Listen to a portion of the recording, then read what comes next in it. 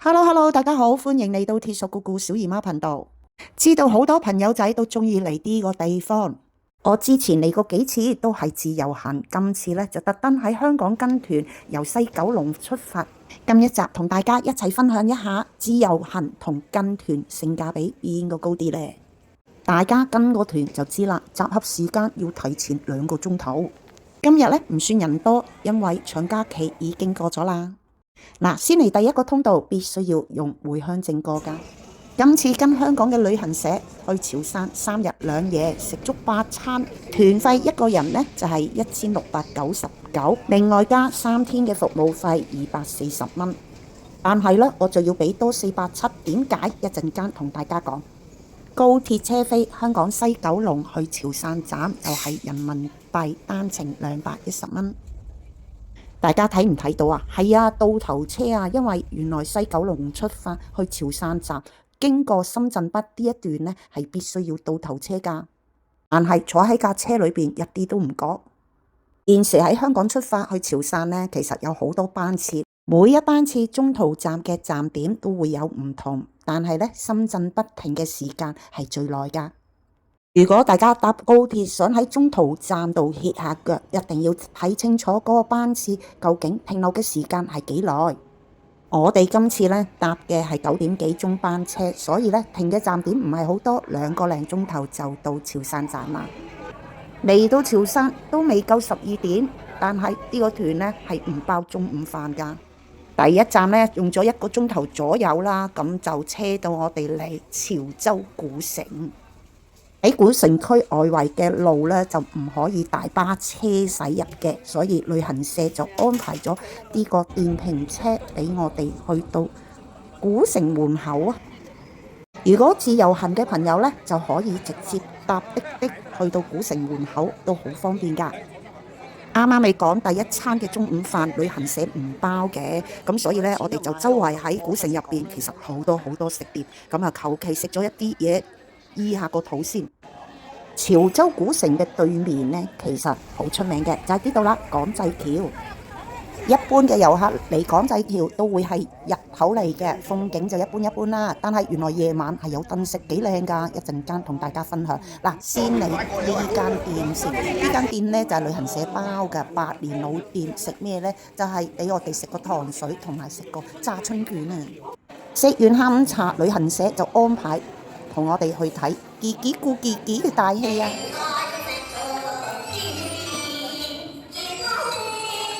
好啦，終於開第一餐，食牛肉火鍋啊！任食啊，雖然話任食啫喎，蠔就可以任食，嫩肉任食，其他呢都係就咁嚟幾多可以食幾多。呢間牛肉火鍋店呢 location 就喺潮州，喺美團、大眾點評都有廣告，人均消費啊大概係81蚊左右啦。啲肉呢，除咗我最中意食呢個鬆口油之外啦，其他就一半啦。食完飯之後呢，旅行社又安排我哋去返港濟橋，但係呢，夜景就咁都幾靚下㗎。原來夜晚有個燈飾匯演啊！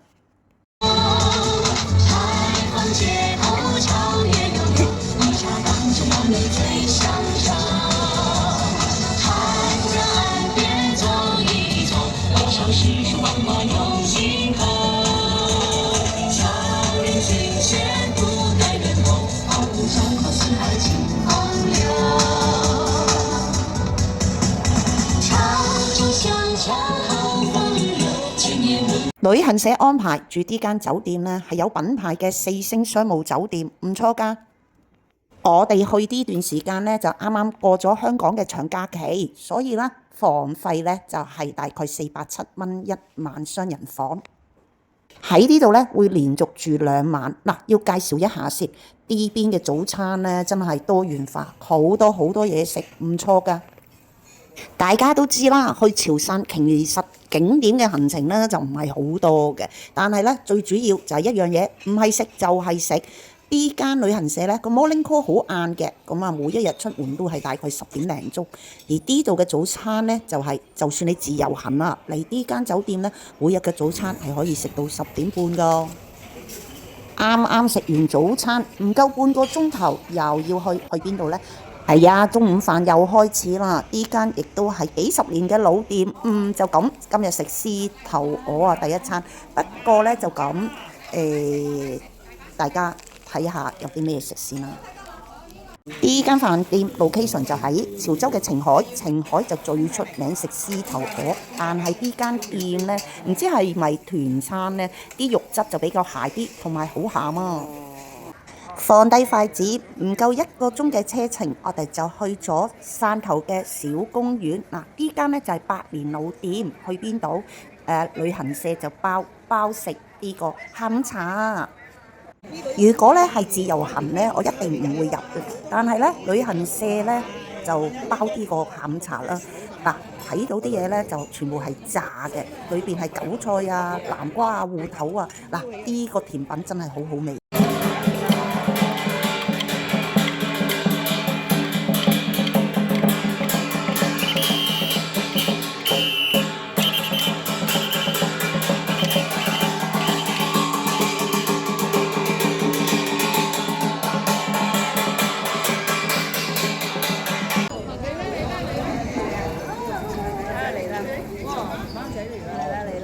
出嚟啦！妹仔啊！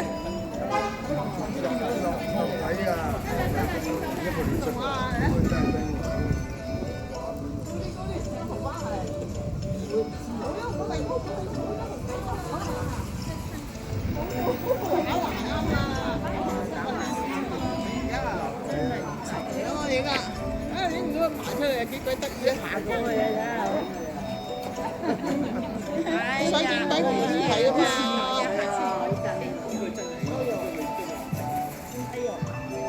哦，紅頭龜，好搞笑啊！紅頭龜。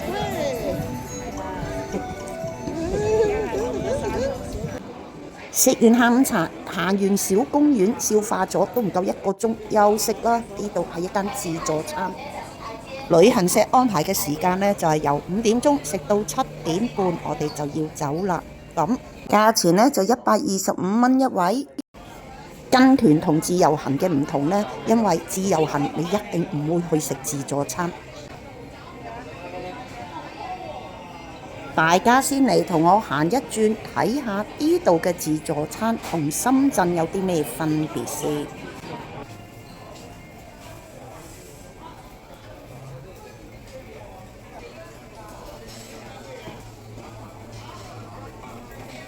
睇上去呢個自助餐真係好多嘢食，但係你潮汕旅行點會嚟食自助餐㗎？旅行社安排有啲問題啊！呢度呢仲有牛肉火鍋，就咁啲肉就真係麻麻地啦。啱啱開始未同大家講，我嘅團費係多470蚊，因為係單人房錢啦。3日2夜包足8餐，咁呢最後一餐呢就係中午飯啦。呢個中午飯呢屬於叫做18式，18種菜肴，但係呢呢間幾好食㗎喎。佢係喺邊度呢？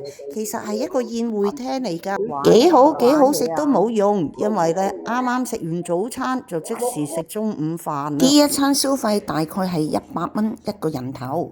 一開始未同大家講咗，呢個團費係1699港紙，另加240蚊小費。自由行呢就可以食好啲，跟團呢就可以唔需要帶腦。自由行嘅朋友呢，其實可以選擇潮汕站，因為呢佢喺潮州與汕頭嘅中間，出行呢去任何地方都係比較方便㗎。